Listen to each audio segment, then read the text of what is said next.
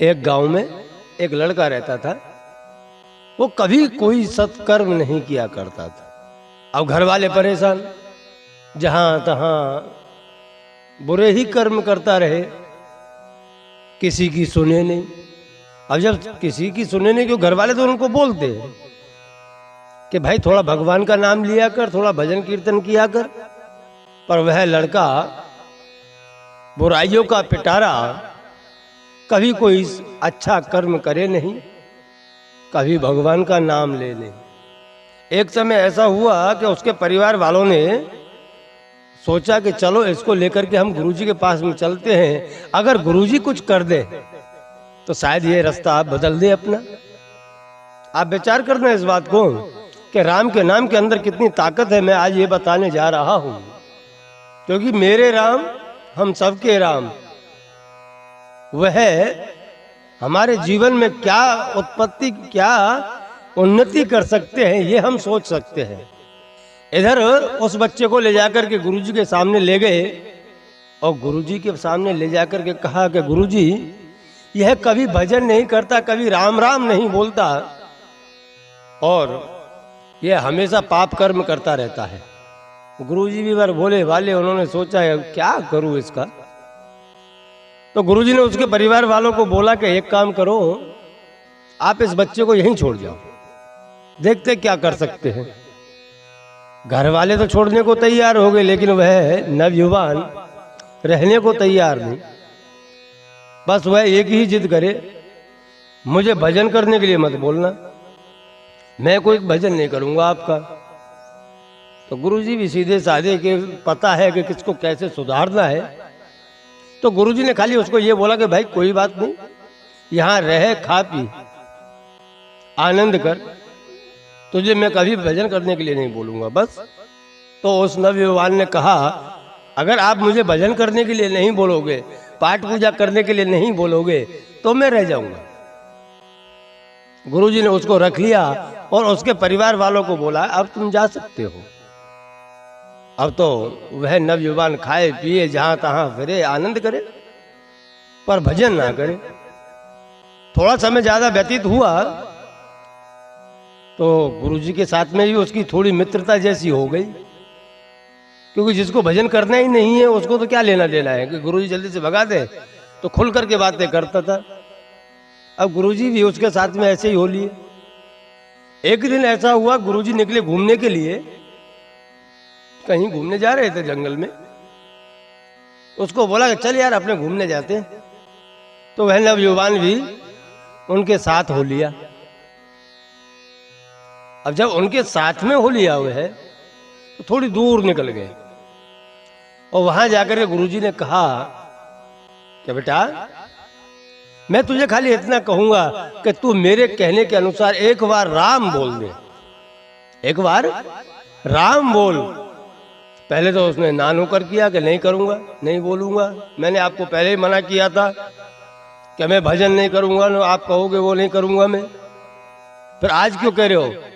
पर वो कहते ना, एक मित्रता जैसा स्वभाव हो गया। तो गुरुजी ने कहा, यार तू मित्र मानता है मुझे और मेरे कहने से खाली एक बार राम नहीं बोल सकता। तो उस नवयुवान ने सोचा कि एक बार राम बोलने से क्या जाता है, यहाँ कोई देखने वाला भी नहीं है, चलो बोल देता हूं। नवयुवान ने कहा कि गुरुजी, अगर मैं एक ही बार बोलूंगा, दोबारा मत बोलना मुझे बोलने के लिए, जीवन में मैं कभी नहीं बोलूंगा फिर। गुरुजी ने कहा, बंदे एक बार तो बोल, फिर मत बोलना कभी। इधर उस नवयुवान ने खाली एक बार राम बोला और बात आई गई होगी। खाली एक बार बोला कि राम।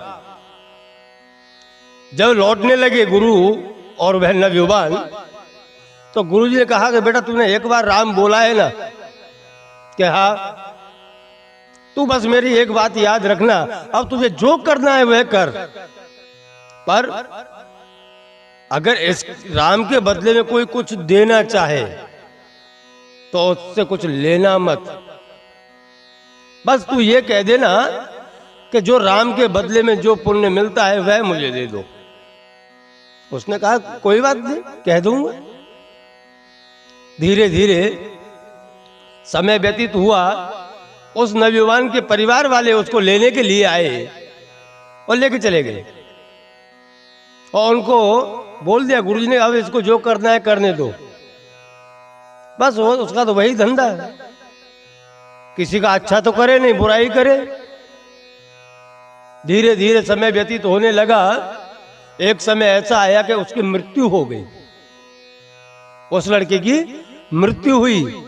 तो यमदूत आए लेने के लिए, यमदूत उसे लेके गए यमराज के पास, और जब यमराज के पास में लेके गए तो उन्होंने जब उसका पूरा चौपड़ा खोला तो उसमें एक जगह राम लिखा हुआ आया।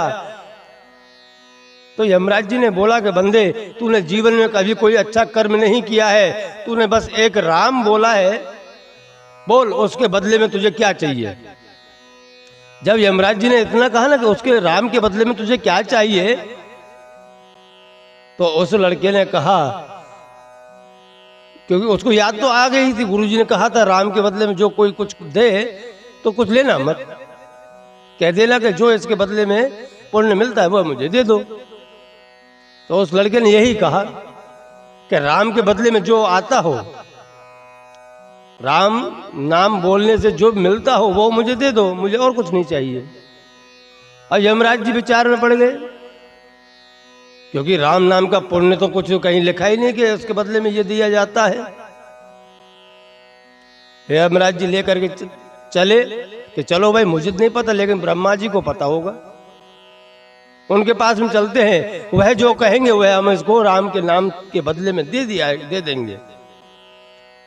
इधर ब्रह्मा जी के पास में लेके पहुंचे। यमराज जी ने कहा कि प्रभु, इसने जीवन में एक ही बार राम का नाम लिया है और उसके बदले में कौन सा पुण्य मिलता है ये मुझे भी नहीं पता है, इसलिए क्योंकि हमारे भाई खाते में नहीं लिखा, इसलिए आप बताइए कि इसको क्या दिया जाए।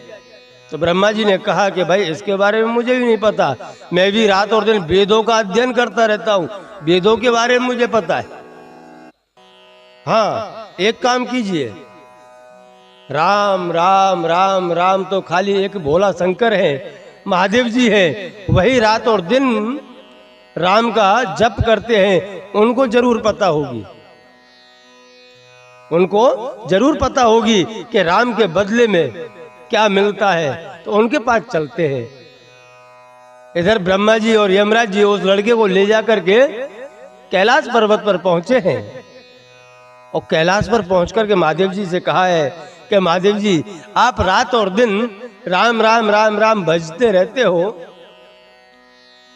इस लड़के ने जीवन में एक बार राम का नाम लिया है और उस एक राम के नाम से क्या पुण्य प्राप्त होता है, क्या फल प्राप्त होता है, यह आप हमें बताइए ताकि इस नवयुवान को दे दिया जाए, इस लड़के को दे दिया जाए।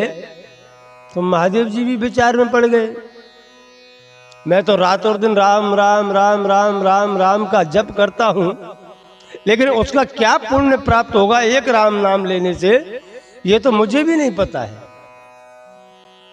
चलो, इसका अर्थ और इसका जो भी मिलता होगा उसका तो एक ही बता सकते हैं, जिन्होंने राम का अवतार लिया है वही उसका हिसाब कर सकते हैं। चलो हम सब मिल करके विष्णु भगवान के पास में चलते हैं, वही बताएंगे कि एक बार राम नाम लेने से इसको क्या पुण्य प्राप्त होता है।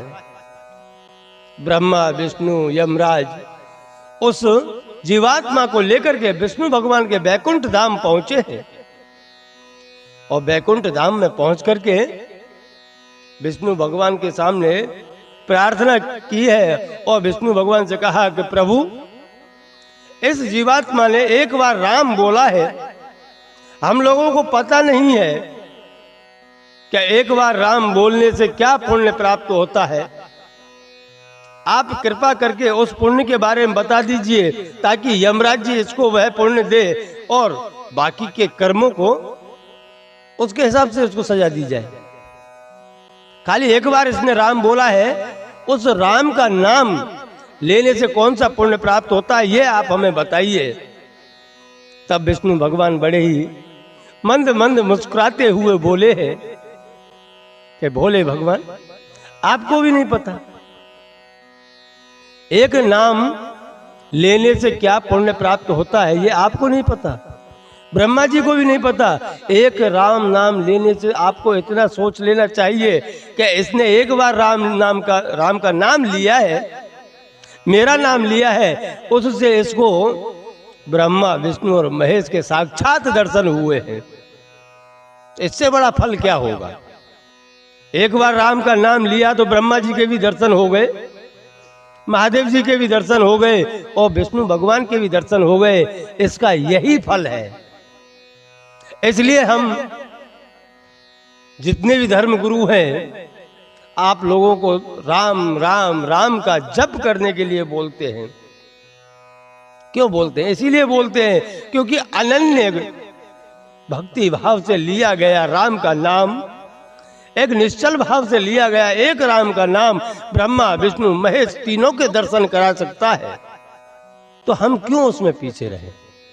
हमारे पूर्वज कोई ऐसे ही राम राम नहीं बोलते थे, उनको पता था कि एक राम नाम से कितनी बड़ी भक्ति की जा सकती है।